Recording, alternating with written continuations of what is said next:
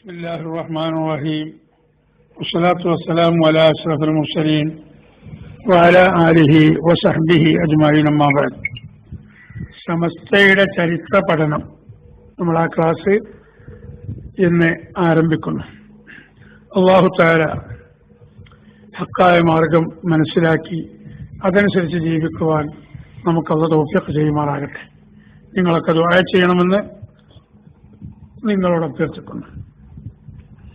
സമസ്തയുടെ പുനഃസംഘടനയും ആ പുനഃസംഘടന കഴിഞ്ഞതിന് ശേഷം 936 മുതൽ 989 വരെയുള്ള സമസ്ത മെമ്പർമാരുടെ ലിസ്റ്റും 989 മാർച്ച് 4-5 തീയതികളിൽ വെച്ച് നടന്ന പുനഃസംഘടനയുടെ ലിസ്റ്റും അതെല്ലാം ഉൾപ്പെടുത്തി കോഴിക്കോട് ജില്ലാ സബ് രജിസ്ട്രാർ ഓഫീസിൽ കൊണ്ടുപോയി അവിടെ റെക്കോർഡാക്കി അവര് നമുക്ക് സർട്ടിഫിക്കറ്റ് തന്നു.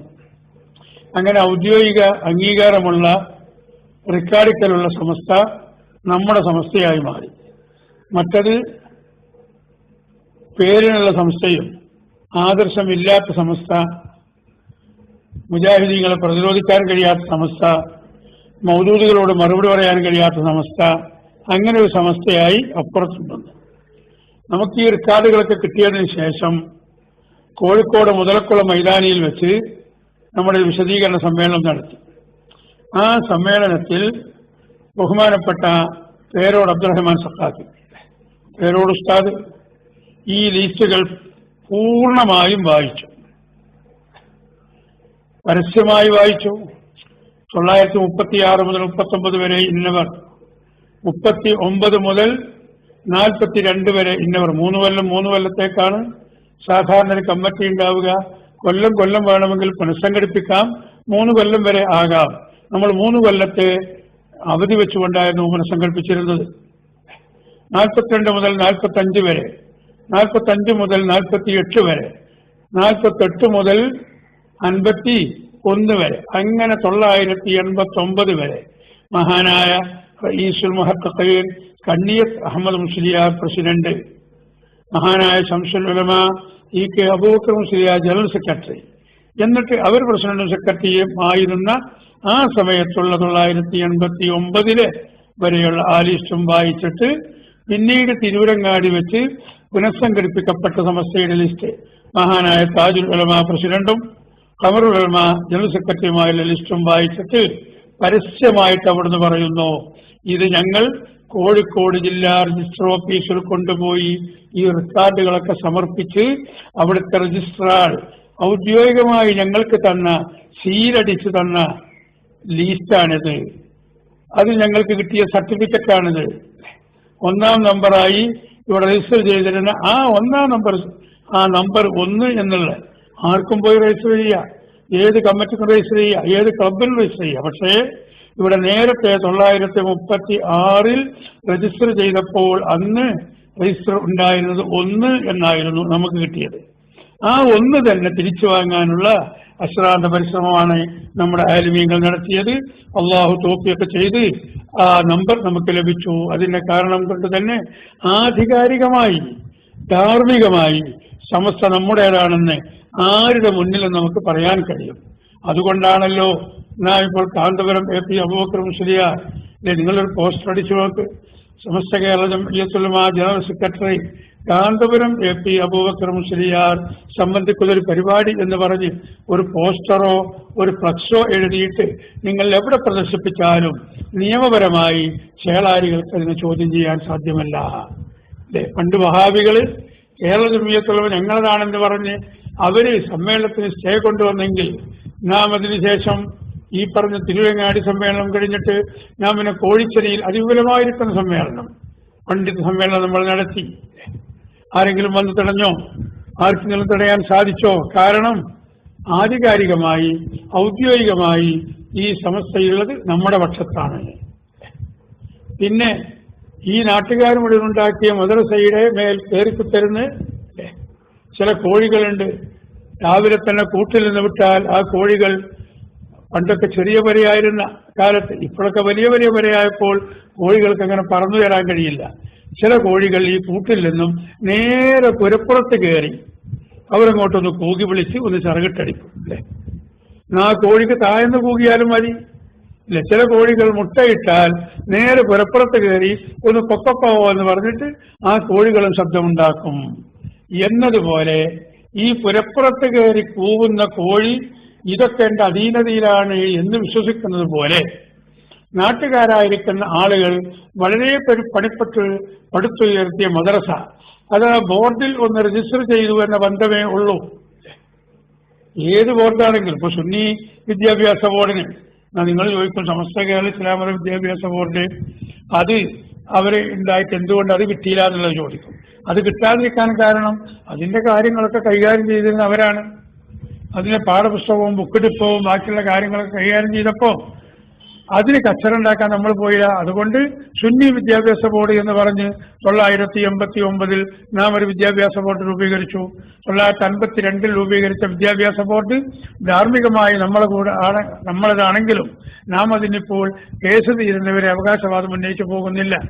അങ്ങനെ സമസ്ത കേരള സുന്നി വിദ്യാഭ്യാസ ബോർഡ് രൂപീകരിച്ചപ്പോൾ ആ സുന്നി വിദ്യാഭ്യാസ ബോർഡിന്റെ കീഴിൽ നിന്ന് 10,000-കണക്കിന് മദ്രസയുണ്ട്. ഈ മദ്രസകളൊന്നും സുന്നി വിദ്യാഭ്യാസ ബോർഡ് എടുത്തു കൊടുത്തതല്ല.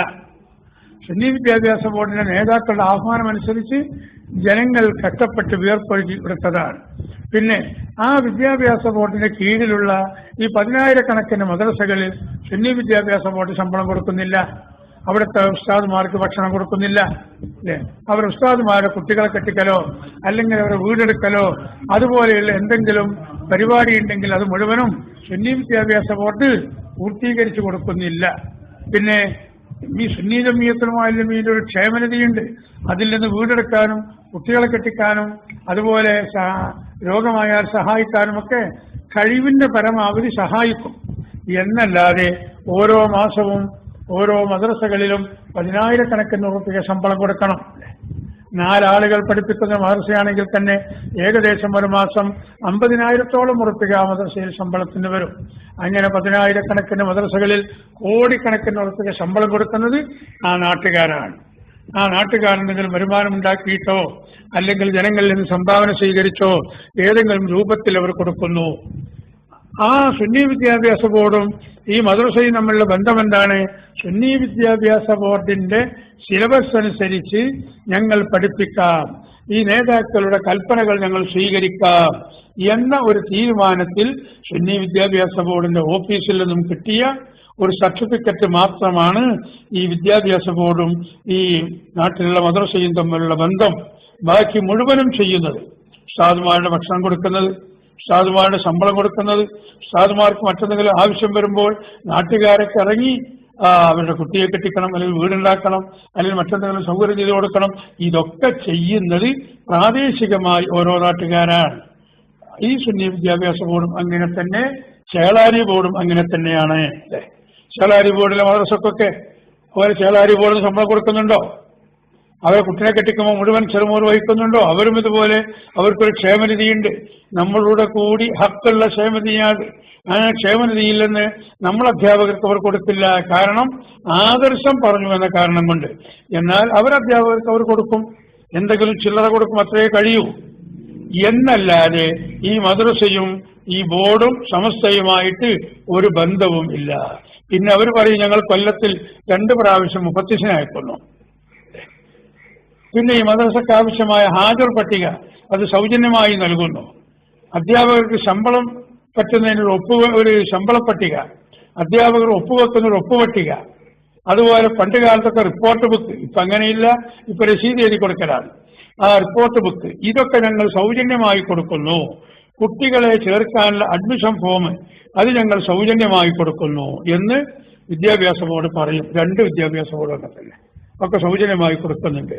പക്ഷേ അതിന് ഒരു കൊല്ലത്തിൽ 2 പ്രാവശ്യം നടക്കുന്ന പരീക്ഷയോടനുബന്ധിച്ച് ഈ കുട്ടികളോട് എത്ര ഉറപ്പികയാണ് ഈ ചേളാരിക്കാരുടെ ബോർഡ് തിരിച്ചു വാങ്ങുന്നത്.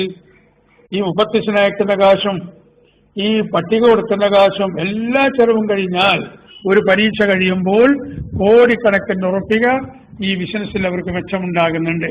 അതിൽ നിന്നുള്ള ചെറിയൊരു ശതമാനമെടുത്തിട്ടാണ് അവർ ഈ പട്ടിക അച്ചടിക്കുന്നത്. വിദ്യാഭ്യാസ ബോർഡിന് മുഫത്തിസീങ്ങൾക്ക് ശമ്പളം കൊടുക്കുന്നത്. അപ്പൊ ആ കാരണം കൊണ്ടും ഒരു ബന്ധമില്ല. പിന്നെ എന്ത് ബന്ധമാണുള്ളത്? ആദർശപരമായൊരു ബന്ധമുണ്ട്. അതായത് ഇന്ന പുസ്തകമേ സുന്നികളായി നാം പഠിപ്പിക്കാവൂ, ഇന്ന പുസ്തകമേ നാം പഠിപ്പിക്കാവൂ. നേരെ മറിച്ച് ഈ മദ്രസയുടെ കീഴിൽ തന്നെ ഒരു CBSE സിലബസ് നടക്കുന്ന ഒരു ഇംഗ്ലീഷ് മീഡിയം സ്കൂളുണ്ടെങ്കിൽ ആ സ്കൂളിന് നമുക്കിഷ്ടപ്പെട്ട കമ്പനിയിൽ നിന്നും പുസ്തകം വാങ്ങാം. അത് ചിലപ്പോൾ ബാംഗ്ലൂർ ആയിരിക്കും അതിന്റെ ആസ്ഥാനം, അല്ലെങ്കിൽ ബോംബെയിലായിരിക്കും, അല്ലെങ്കിൽ ഡൽഹി ആയിരിക്കാം, അല്ലെങ്കിൽ മറ്റേതെങ്കിലും സ്ഥലമായിരിക്കാം, അല്ലെങ്കിൽ കേരളത്തിൽ തന്നെയാകാം. പുസ്തകം പരിശോധിച്ച് കുട്ടികൾക്ക് ഈ അക്ഷരം പഠിക്കാനും ഇംഗ്ലീഷ് പഠിക്കാനും ഏറ്റവും സുഗമമായ പുസ്തകം ഏത്, ആരാണ് കാശ് കുറച്ചു തരുന്നത്, അവരോട് ഓർഡർ ചെയ്തുകൊണ്ട് വാങ്ങുന്നു. ഇത് അതിന്റെ പറ്റില്ല. സമസ്ത കേരള ഇസ്ലാമത വിദ്യാഭ്യാസ ബോർഡ് അഥവാ ചേളാരി ബോർഡാണെങ്കിൽ അവരടിക്കുന്ന പുസ്തകം അവരുടെ മദ്രസയിൽ പഠിപ്പിക്കണം. സുന്നി വിദ്യാഭ്യാസ ബോർഡിന്റെ കീഴിലുള്ള പുസ്തകം ഏറ്റവും കാലികമായ നിലയ്ക്ക് പരിഷ്കരിച്ചു കൊണ്ടുവന്ന സിലബസ് അനുസരിച്ചുള്ള ആ പുസ്തകം സുന്നി വിദ്യാഭ്യാസ ബോർഡിന്റെ മദ്രസയിൽ പഠിപ്പിക്കുന്നു. ആ പുസ്തകം അച്ചടിച്ച് അവർ നിശ്ചയിക്കുന്ന വിലക്കാണ് അത് കൊടുക്കുന്നത്. ഈ പുസ്തകത്തിന് പൊതുമാർക്കറ്റില്ലല്ലോ. ഒരു തക്കാളി വാങ്ങാൻ നമുക്ക് 4 പീടികയിൽ കയറിയിറങ്ങാം. ചില പീടികയിൽ 18 ആണെങ്കിൽ ചില പീടികയിൽ അത് 17 ആകാം, ചിലപ്പോൾ 20 ഉണ്ടാകും, ചിലപ്പോൾ 15 ഉണ്ടാകും. അങ്ങനെ ആ ക്വാളിറ്റി നോക്കി നമുക്ക് തക്കാളി തിരഞ്ഞെടുത്ത് ഉള്ളി തിരഞ്ഞെടുത്ത് കടയിൽ നിന്ന് വാങ്ങുന്നത് പോലെ പുസ്തകം മദ്രസയിൽ പഠിപ്പിക്കുന്നത് അങ്ങനെ വാങ്ങാൻ ഒക്കുകയില്ല. സുന്നി വിദ്യാഭ്യാസ ബോർഡിന്റെ മദ്രസക്ക് സുന്നി വിദ്യാഭ്യാസ ബോർഡിന്റെ സിലബസ് അനുസരിച്ച് അതിന്റെ ബുക്ക് ഡിപ്പോവിൽ നിന്ന് തന്നെ പുസ്തകം വാങ്ങണം. അത് പിന്നെ ഏജന്റുമാർ കൊണ്ടുവന്ന് ബുക്ക് സ്റ്റാളുകൾ വെക്കുമ്പോൾ ആ പുസ്തകം അവിടുന്ന് വാങ്ങാം എന്നതല്ലാതെ ആരെങ്കിലും ഒരു 1ാം ക്ലാസ്സിലേക്ക് ഒരു പുസ്തകം തയ്യാറാക്കി അത് വിൽപ്പനയ്ക്ക് വെച്ചാൽ അത് നമ്മളെ വിദ്യാഭ്യാസ ബോർഡിലോ ചേളാരി വിദ്യാഭ്യാസ ബോർഡിലോ അത് വാങ്ങുന്നില്ല. അപ്പൊ ആ പുസ്തകത്തിൽ നിന്ന് കിട്ടുന്ന ലാഭം ഇതൊക്കെ സ്വരൂപിച്ചിട്ട് അതിൽ നിന്നും മുഫത്തിസുമാർക്ക് ശമ്പളം കൊടുക്കുന്നു, ഓഫീസ് ചെലവുകൾ നടത്തുന്നു, ക്വസ്റ്റ്യൻ പേപ്പർ അടിക്കുന്നു, കുട്ടികളുടെ അഡ്മിഷൻ ഫോം അടിക്കുന്നു, ഹാജർ പട്ടിക അടിക്കുന്നു. എന്നാലും കോടികൾ ചേളാരി വിദ്യാഭ്യാസ ബോർഡിന് ബാക്കി കിട്ടും. എന്നിട്ട് ഒരു പറയും ഈ മദ്രസയൊക്കെ ഞങ്ങളതാണ്. ഞാൻ നേരത്തെ പറഞ്ഞതുപോലെ പുരപ്പുറത്ത് കോഴി പോകുമ്പോൾ കോഴിയുടെ ധാരണ ഈ പുര എന്റെ കാലിന്റെ കീഴിൽ അഥവാ ഞാൻ പറയുന്നത് കേൾക്കുന്നത് പോലെയുള്ള ഒരു വീടാണെന്നുള്ളൊരു തോന്നൽ ഈ കോഴിക്കുള്ളത് പോലെ ചേളാരിക്കാർക്കും തോന്നുകയാണ്. 9635 മദ്രസകൾക്കുണ്ട്. ഞങ്ങൾക്കുണ്ട് എന്ന് പറഞ്ഞാൽ ഇവരെല്ലാരും കൂടി ഇത് പൈസ പിരിച്ചെടുത്ത് ഓരോ നാട്ടിലും 2 ലക്ഷമോ അല്ലെങ്കിൽ 5 ലക്ഷമോ കൊടുത്തതാ നിങ്ങൾ മാർച്ച് എടുത്തോളൂ എന്ന് പറഞ്ഞെടുപ്പിച്ചതാണോ? അല്ല.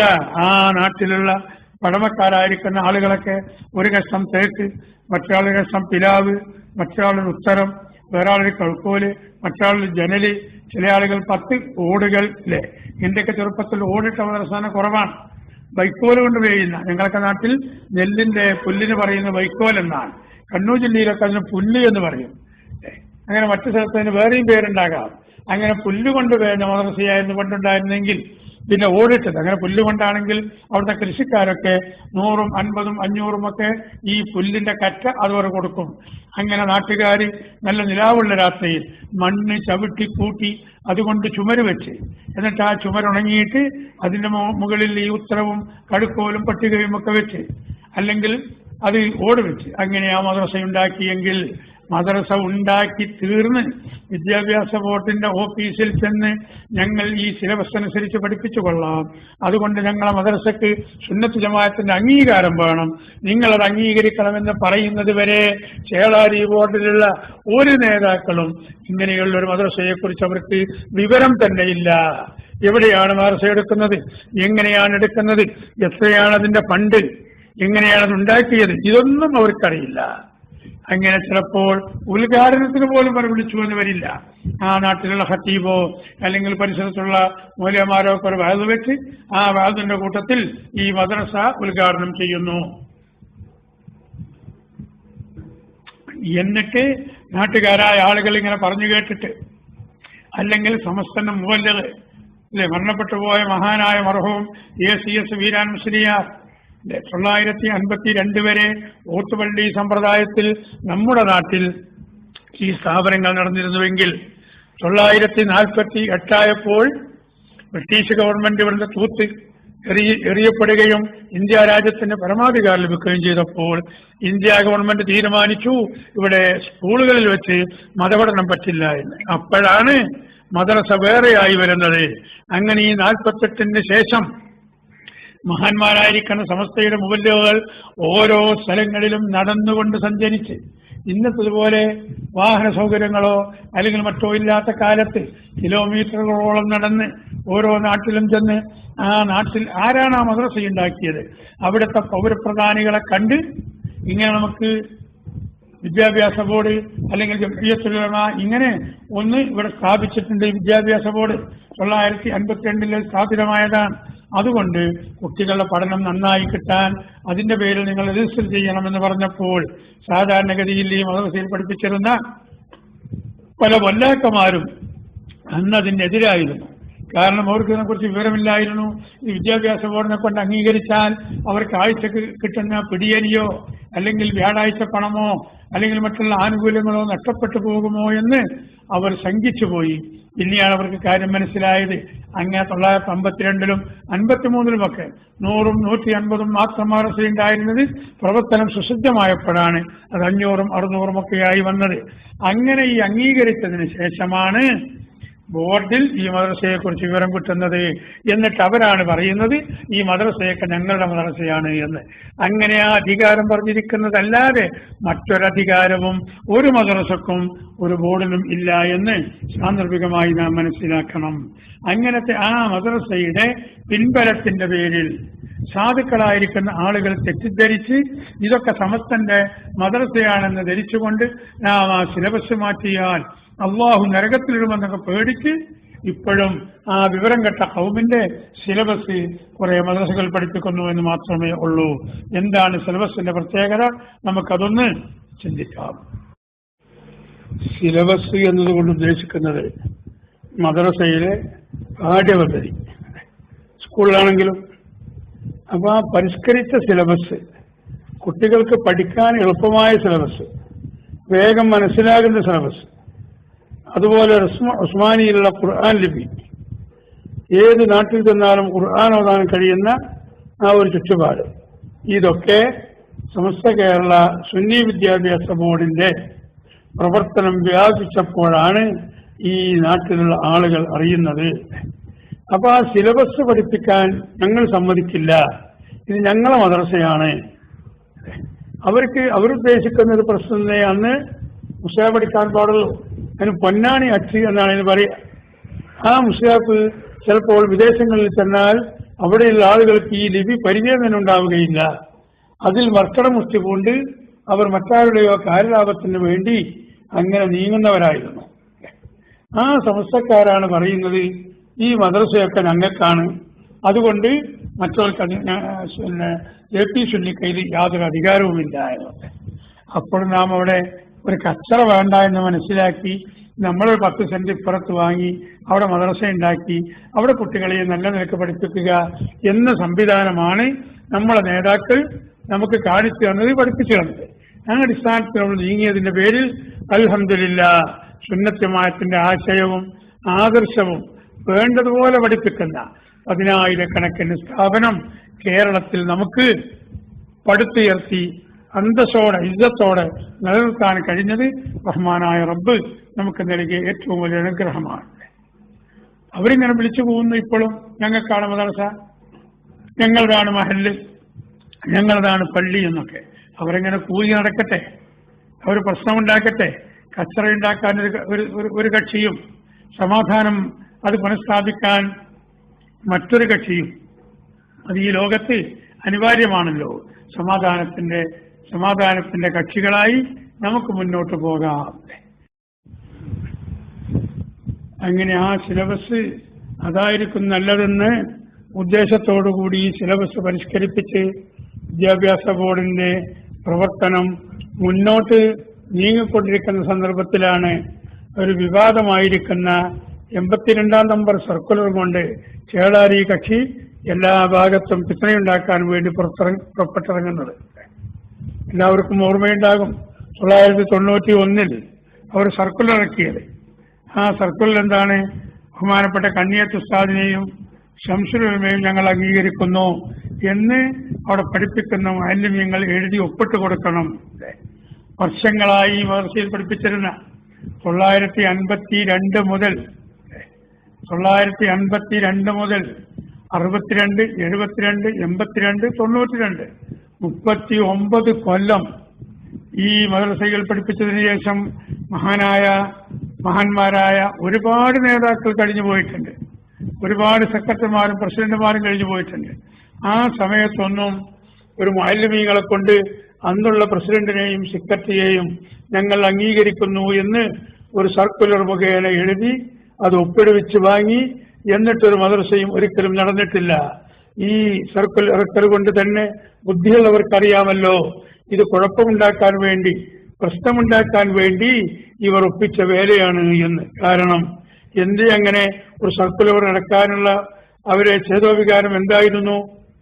അന്ന് ഏകദേശം 1990 6000-ഓളം മദ്രസകൾ ഈ വിദ്യാഭ്യാസ ബോർഡിന്റെ കീഴിലായിട്ട് കേരളത്തിലും കുറച്ച് നീലഗിരിയിലും അത്യാവശ്യം കേരളത്തിന് പുറത്ത് മറ്റു ചില സ്ഥലങ്ങളിലും ഉണ്ട്.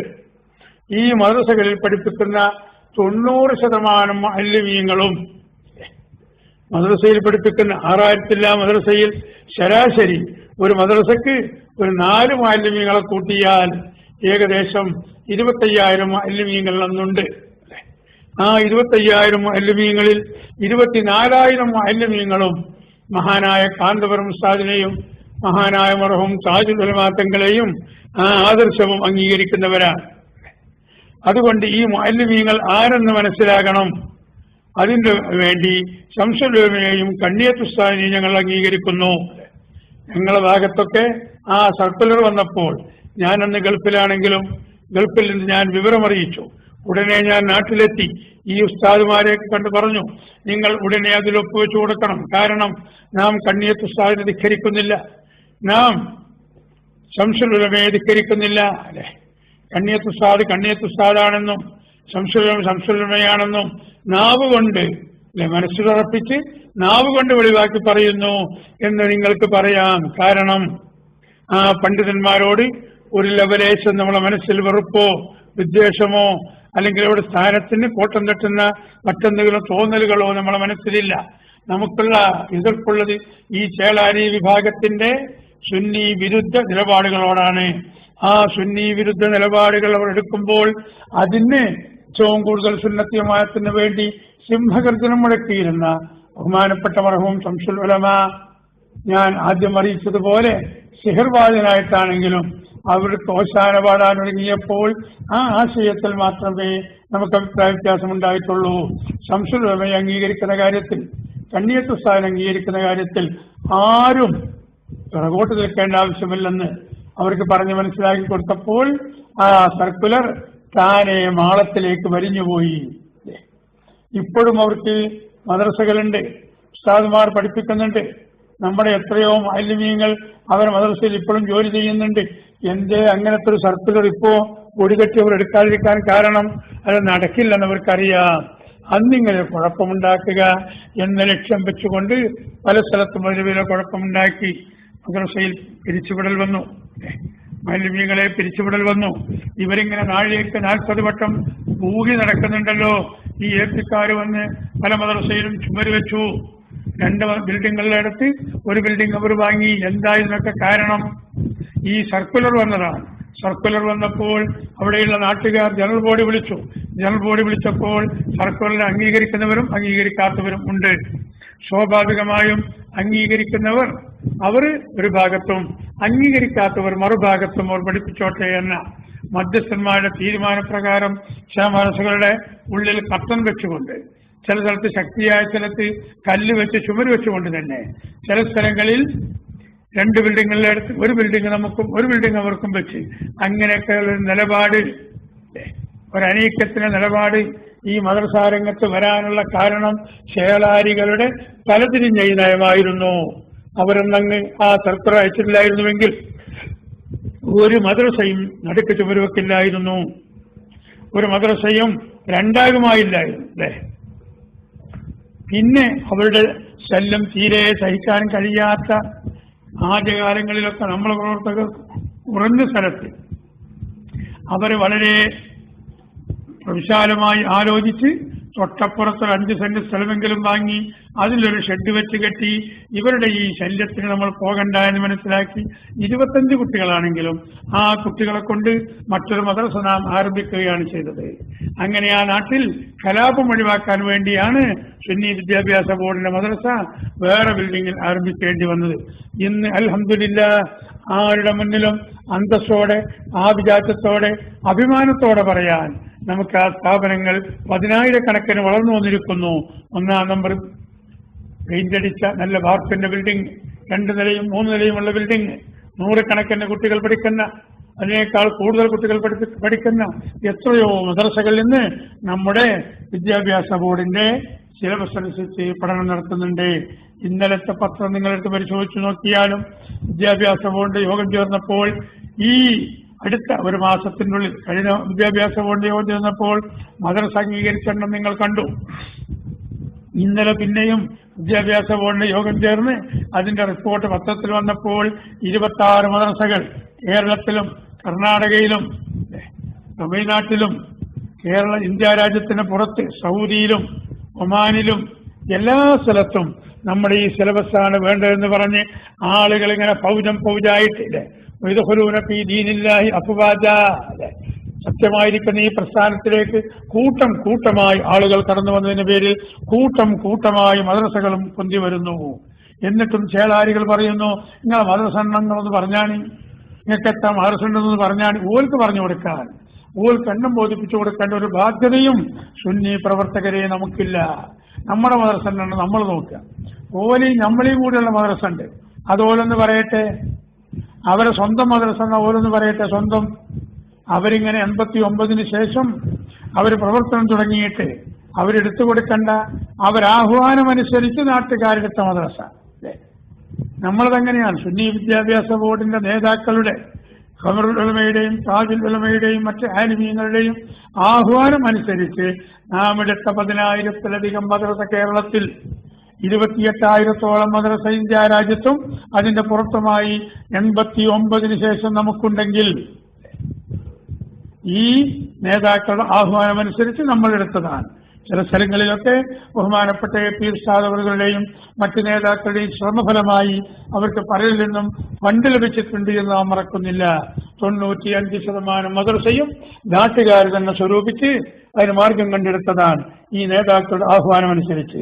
ചേളാരികളോടൊന്ന് ചോദിക്കൂ നിങ്ങൾ, 89-ന് ശേഷം ചേളാരി നേതാക്കൾ ആഹ്വാനം ചെയ്തിട്ട് കേരളത്തിൽ ഓരോ ജില്ലയിലും ഇത്ര മദ്രസകൾ എടുത്തിട്ടുണ്ട്, കണക്കൊന്നവർ പറയട്ടെ. 89 വരെയുള്ള എത്ര മദ്രസയാണെങ്കിലും 6,000 ഉണ്ടെങ്കിലും 7,000 ആണെങ്കിലും അല്ല 80,000 ആണെങ്കിലും അതിൽ എല്ലാവർക്കും ഉത്തരവാദിത്തമുണ്ട്, എല്ലാവർക്കും അവകാശമുണ്ട്, എല്ലാവർക്കും തുല്യ അവകാശമാണ്. അതിൽ 100 ബെഞ്ചുണ്ടെങ്കിൽ അതിൽ 50 ബെഞ്ച് ഞങ്ങൾക്ക് അവകാശപ്പെട്ടതാണ്. ഓടിട്ട മദ്രസയാണ് എങ്കിൽ അതിന് 2,000 ഓടുണ്ടെങ്കിൽ 1,000 ഓട് ഞങ്ങൾക്ക് അവകാശപ്പെട്ടതാണ്. 250 കൗക്കോലുണ്ടെങ്കിൽ 125 കൗക്കോൽ ഞങ്ങൾക്ക് അവകാശപ്പെട്ടതാണ്. ഉത്തരവും പാലുത്തരവുമായി ഒരു 10 പീസുണ്ടെങ്കിൽ 5 എണ്ണം ഞങ്ങൾക്ക് അവകാശപ്പെട്ടതാണ്. ചില സ്ഥലങ്ങൾ പരിശോധിച്ചു നോക്കിയാൽ 5-ൽ കൂടുതൽ നമുക്ക് അവകാശപ്പെട്ടതായിരിക്കും. ചില സ്ഥലങ്ങൾ പരിശോധിച്ചു നോക്കിയാൽ 5-ൽ കൂടുതലും നമുക്ക് അവകാശപ്പെട്ടതായിരിക്കും. എന്നാൽ പോട്ടെ, ശരാശരി പകുതി നമുക്ക് അവകാശപ്പെട്ടതാണ്. അല്ല, ബാർക്കന്റെ ബിൽഡിംഗ് ആണെങ്കിൽ അത് ഒരു 400 സ്ക്വയർ ഫീറ്റ് ഉണ്ടെങ്കിൽ ഉദാഹരണം 200 സ്ക്വയർ ഫീറ്റ് നമുക്ക് അവകാശപ്പെട്ടതാണ് അതുവരെയുള്ളത്. 89-ന് ശേഷം അവരുടെ ആഹ്വാനപ്രകാരം അവരുടേതായ ആളുകൾ ഏതെങ്കിലും സ്ഥലത്ത് മദ്രസ എടുത്തിട്ടുണ്ടെങ്കിൽ അത് അവർക്ക് മാത്രം ഉള്ളതാണ്. 89-ന് ശേഷം നമ്മുടെ നേതാക്കളുടെ ആഹ്വാനം അനുസരിച്ച് നമ്മളെടുത്ത മദ്രസ അത് നമുക്ക് മാത്രവും ഉള്ളതാണ്. ഇങ്ങനൊരു കണക്ക് പറയാൻ തന്റെ ഇടമുള്ള അന്തസ്സുള്ള ഏതെങ്കിലും ചേളാരി അനുയായികളോ നേതാക്കളോ കുട്ടി നേതാക്കളോ ഉണ്ടോ? ഞങ്ങൾ ആർജവത്തോടെ ചോദിക്കുന്നു. എന്നിട്ട് അവർ പറയുന്നു സമസ്ത ഞങ്ങളുടേതാണെന്ന്. ഒരിക്കലും അല്ല. ധാർമ്മികമായി സമസ്തക്ക് നിങ്ങൾക്കൊരവകാശവുമില്ല. ഇതാണ് മദ്രസയുടെ സ്ഥിതി. ഇത് പലരും മനസ്സിലാക്കുന്നില്ല, ഈ വഴിക്ക് പലരും ചിന്തിക്കുന്നില്ല. സമസ്ത കേരള ഇസ്ലാം മത വിദ്യാഭ്യാസ ബോർഡ് എന്ന ഒരു ഇങ്ങനെ ആർച്ച് രൂപത്തിൽ എഴുതിയ സർട്ടിഫിക്കറ്റ് ഒരു മദ്രസയിൽ തൂങ്ങുന്നത് കൊണ്ട് ആ മദ്രസ ചേളാരി ബോർഡിൻ്റെതാവുകയില്ല. ചേളാരി ബോർഡിന് അതിനുള്ള ബന്ധം നേരത്തെ ഞാൻ പറഞ്ഞ മുഫത്തിസ് വരലും ഈ വരുന്ന മുഫത്തിസിന് ഭക്ഷണം കൊടുക്കൽ പോലും നിയമപരമായി ആ നാട്ടുകാർക്കോ കമ്മിറ്റിക്കോ ഉത്തരവാദിത്തമുള്ളതല്ല. ഒന്ന് മനസ്സിലാക്കണം. നമ്മുടെ മദ്രസ വിസിറ്റ് ചെയ്യാൻ വേണ്ടി വരുന്ന മുഫത്തിസമാർക്ക് നിർബന്ധമായും അതിന്റെ പേരിൽ നാം ഭക്ഷണം കൊടുക്കേണ്ടതില്ല. പക്ഷേ ഏതൊരു നാട്ടിൽ മുഫത്തിസ് വന്നാലും നല്ല 1-ാം നമ്പർ ഭക്ഷണം അവർക്ക് ലഭിക്കുന്നു എന്നത് മറ്റൊരു വസ്തുത.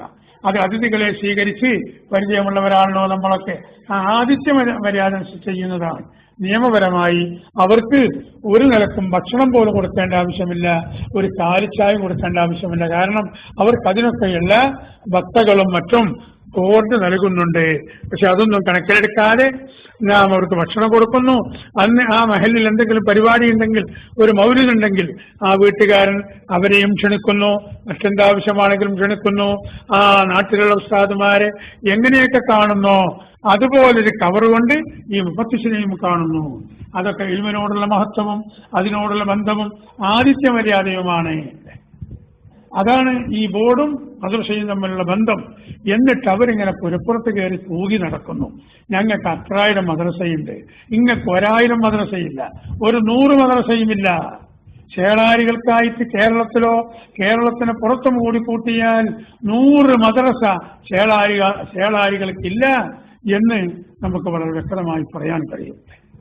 നിങ്ങൾ വെറുതെ ആവശ്യമില്ലാതെ ഇനിയും പ്രശ്നമുണ്ടാക്കാൻ ഒരുങ്ങരുത്. നിങ്ങൾ നടത്തിക്കോ മദ്രസ, എന്നിട്ട് ആ മദ്രസകളിൽ നിന്ന് അനധികൃതമായിരിക്കുന്ന പിരിവ് നടത്തിയിട്ടുണ്ട്. നമ്മൾ സുന്നികളായിരിക്കുന്ന പ്രവർത്തകന്മാരെ പോലും മനസ്സ് വേദനിപ്പിച്ച് പൊരുത്തമില്ലാത്ത കാശ് നിങ്ങൾ എത്ര സമ്പാദിച്ചു? ആ പൊരുത്തമില്ലാതെ സമ്പാദിച്ചത് കൊണ്ടല്ലേ യൂണിവേഴ്സിറ്റിയുടെ ആവശ്യത്തിന് വേണ്ടി ലക്ഷങ്ങൾ നിങ്ങൾക്ക് വെറുതെ തുലക്കേണ്ടി വന്നത്? ഇങ്ങനെ പൊരുത്തമില്ലാതെ കിട്ടുന്നത് കടലിൽ നിന്നും വാരിപ്പിടിക്കുന്ന നുര പോലെയായിരിക്കും. കടലിങ്ങനെ അടിച്ചുകൊണ്ടിരിക്കുമ്പോൾ ആ കടപ്പുറത്ത് ചെന്നാൽ വലിയ നുര, വലിയ വലുപ്പത്തിലുള്ള ആനത്തലന്റെ വലുപ്പത്തിലുള്ള നുര നമുക്ക് വാരി കയ്യിൽ വെക്കാൻ കഴിയും.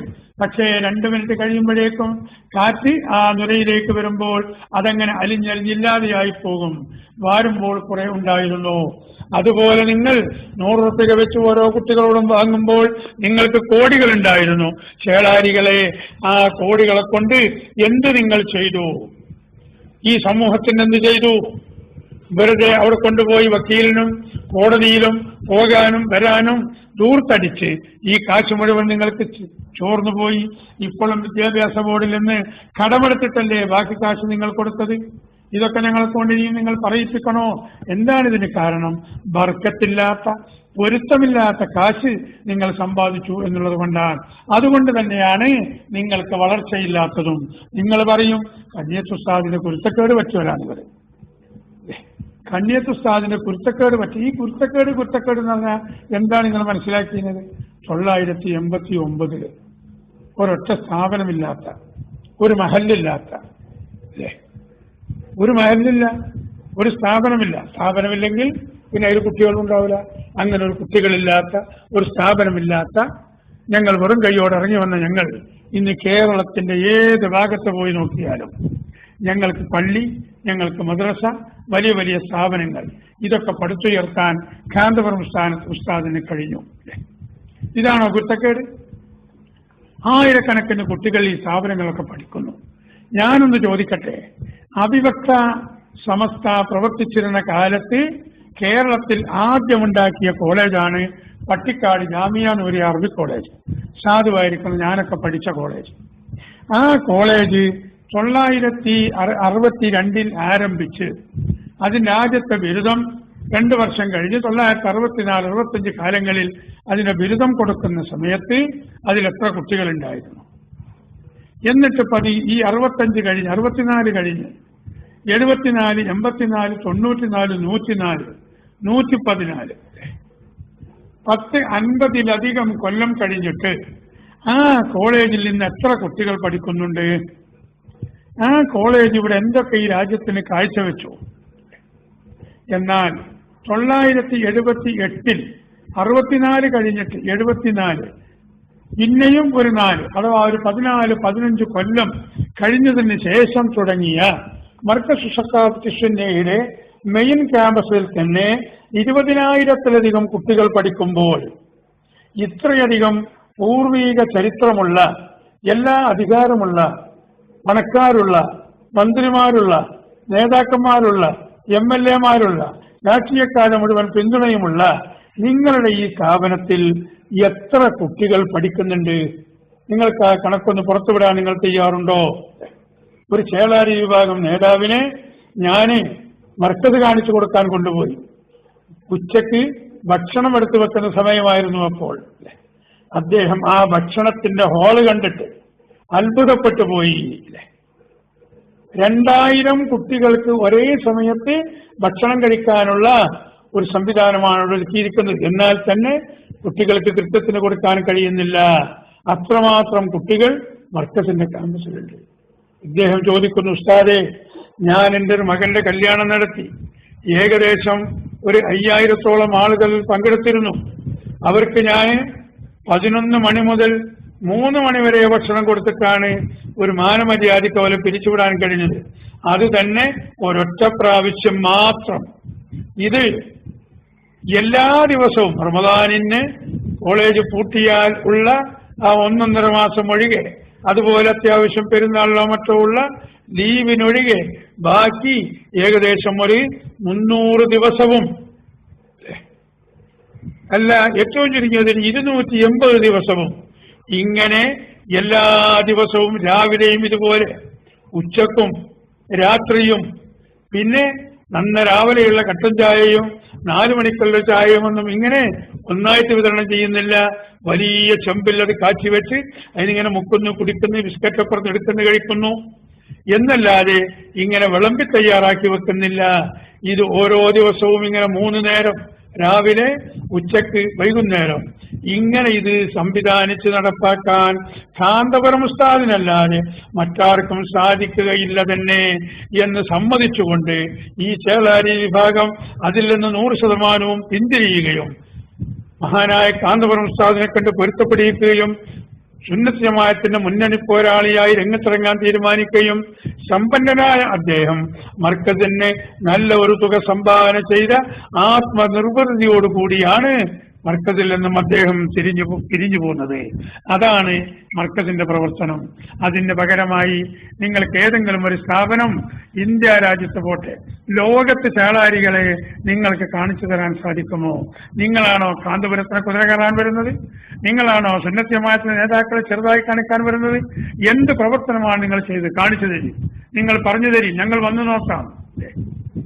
ഒന്നുകൂടി ഞാൻ പറയട്ടെ, ഈ ചേളാരികൾ നടത്തുന്ന എല്ലാ സ്ഥാപനങ്ങളുടെ കുട്ടികളും കൂട്ടിയാൽ അവരവകാശപ്പെടുന്ന പ്രധാനപ്പെട്ട ഈ സ്ഥാപനങ്ങളുണ്ടല്ലോ, മദ്രസ ഒഴിച്ചു നിർത്തി. കാരണം മദ്രസയിലാരും ഭക്ഷണം കൊടുക്കുന്നില്ലല്ലോ. അവനാന്റെ വീട്ടിൽ നിന്ന് ചായയും കുടിച്ച് അവർ മദ്രസയിലേക്ക് പോകും. മദ്രസ കഴിഞ്ഞിട്ട് വീട്ടിൽ വന്ന് ഭക്ഷണം കഴിക്കും. അതാണല്ലോ മദ്രസയിൽ സ്ഥിതി. അല്ലാതെ നടത്തുന്ന അവരെ കോളേജുകളുണ്ട്, അവരെ യത്തീംഖാനകളുണ്ട്, അവരെ മറ്റ് അറബി കോളേജ് സ്ഥാപനമൊക്കെ കൂട്ടിയാൽ ഞാനൊന്ന് പറയട്ടെ, 989 ശേഷം അഥവാ 20 വർഷം പൂർത്തിയാകുന്നുള്ളൂ മഹാനായ ഖലീൽ ബുഖാരി തങ്ങൾ നടത്തുന്ന മലപ്പുറത്തെ മഅദിൻ. ആ മഅദിനിലുള്ള കുട്ടികൾക്ക് ഭക്ഷണം തയ്യാറാക്കാൻ അതിന് അരി വേണം, അതിന് മറ്റു സാധനങ്ങൾ വേണം. പക്ഷേ ആ ഭക്ഷണം രുചിയോടെ കഴിക്കാൻ അല്പം ഉപ്പ് വേണം. 100 കിലോ അരി വെക്കുമ്പോൾ ആരും 100 കിലോ ഉപ്പ് അതിന്റെ കൂടെ ഇടുന്നില്ല. 100 കിലോ അരി വെക്കുമ്പോൾ 50 കിലോ ഇടൂല, 25 ഇടൂല, 10 കിലോനും ഇടൂല.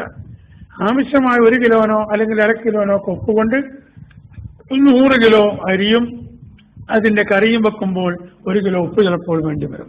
അപ്പൊ ഒരു ചെറിയ ശതമാനമാണ് ഉപ്പ് വേണ്ടി വരുന്നത്.